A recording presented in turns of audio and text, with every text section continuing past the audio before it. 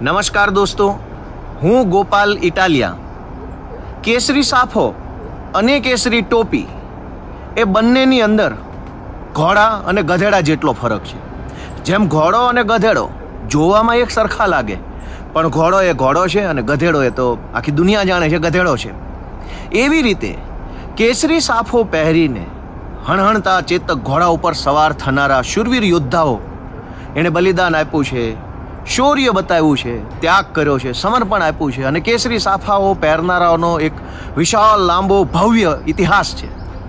અને કેસરી ટોપી પહેરીને નીકળી ગયેલા લોકોનું, ગામમાં જેની 5 પૈસાની વેલ્યુ ન હોય એવો ગધેડા જેવો એક માણસ માથે જો કેસરી ટોપી પહેરી લે તો પછી બુટલેગર વેડા, જમીન માફિયા વેડા, નકલી ટોલ નાકા બનાવવા, ગુંડાગીર્દી કરવી, વ્યાજ માફિયા વેડા કરવા, લોકોના પૈસા પડાવવા, ભ્રષ્ટાચાર કરવા, શું નથી કરતા.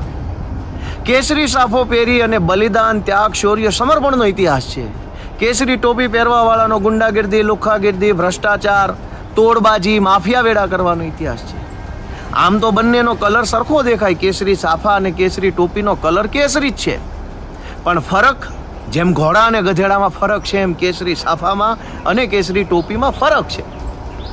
આપણે જ્યારે ભણતા હતા, ખાસ કરીને મને યાદ છે અમે ભણતા હતા ત્યારે, અને પછી અમારા વતનના ગામડાઓમાં જ્યારે લોક સાહિત્યનું ડાયરો યોજાતો, સંતવાણી યોજાતી, એમાં ઘણી વખત સાંભળેલું છે કે કેસરિયા કર્યા. તો મારા મનમાં તો વર્ષોથી એવું હતું કે જ્યારે એમ બોલવામાં આવે કે કેસરિયા કર્યા, તો એનો અર્થ એવો નીકળે છે કે કોઈ વ્યક્તિએ યુદ્ધના મેદાનમાં સામી છાતીએ લડતા લડતા દુશ્મનના ઘા છાતી ઉપર ઝીલીને પોતાના જીવનું બલિદાન આપી દીધું હોય.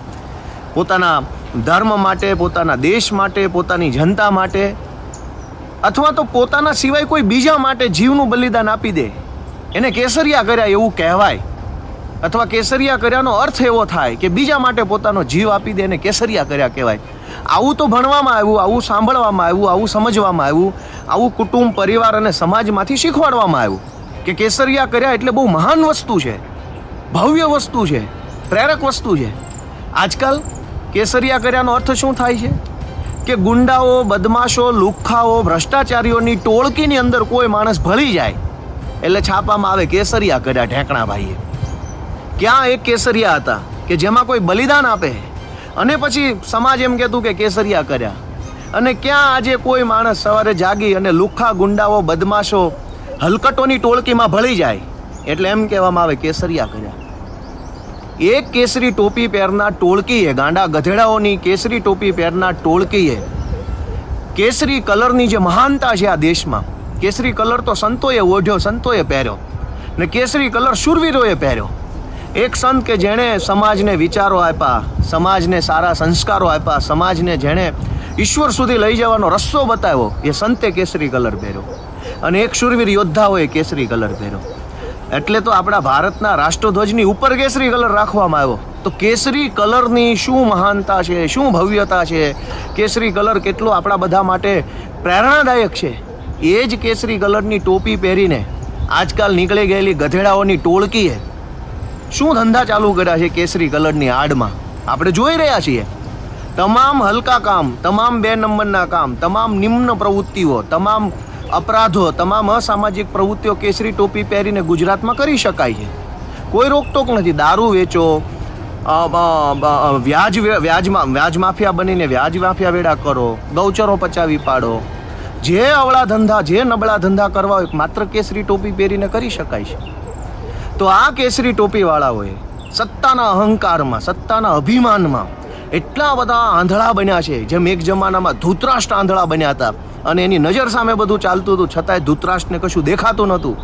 એવી રીતે સત્તાના નશામાં આંધળા અને છાકટા બનેલા આ કેસરી ટોપી પહેરેલા ગધેડાઓના ટોળું, એણે આપણા કેસરી કલરની મહાનતાને ઝાખપ લગાડવાનું કામ કર્યું છે. જે સંતો અને શૂરવીરોનો કેસરી રંગ કે કેસરી સાફો હતો, એ કેસરી કલરની મહાનતાને ઝાખપ લગાડવાનું કામ કેસરી ટોપીના ટોળાએ કર્યું છે. આ સિવાય જે કેસરી સાફાઓની શૂરવીરતા, શૌર્યતા જે આપણા દેશમાં ઇતિહાસમાં છે, એ શૌર્યતાને ઝાંખી પાડવાનું, એને લાંછન લગાડવાનું કામ આ કેસરી ટોપી પહેરેલા ગધેડાઓના ટોળાઓએ કર્યું છે. આપણે દોસ્તો જાગવું પડશે. અને જે કેસરિયા, જે શબ્દ એક મહાન બલિદાનની યાદ આપણને અપાવે, મહાન બલિદાનનો આપણી અંદર એક ભાવ પેદા કરે, એ કેસરિયા શબ્દને આજે ક્યાં લાવીને મૂકી દીધો કે ગુંડા બદમાશો અને લુખ્ખાઓના ટોળામાં કોઈ ભળી જાય તો કેસરિયા કર્યા. તો કેસરી કલરની મહાનતાને લાંછન લગાડ્યું, કેસરી સાફાની શૂરવીરતાને લાંછન લગાડ્યું, અને કેસરિયા બલિદાનની જે ભવ્યતા છે, જે મહાનતા છે, એને લાંછન લગાડવાનું કામ આ ગધેડાઓએ જે કેસરી ટોપી પહેરીને કર્યું છે. સાથીઓ, હું નાનો માણસ છું, મારી બુદ્ધિ મર્યાદિત છે, મારી સમજણ નાની છે, પણ મારો વિચાર મને એમ કહે છે કે આ દેશ કેસરી ટોપી પહેરેલા ગધેડાઓના ટોળાની પહેલાં પણ અસ્તિત્વમાં હતો. કેસરી ટોપી પહેરેલા ગધેડાઓની ટોળકી જે દિવસે આ દેશમાં નહીં હોય ત્યારે પણ આપણું મહાન ભારત હશે.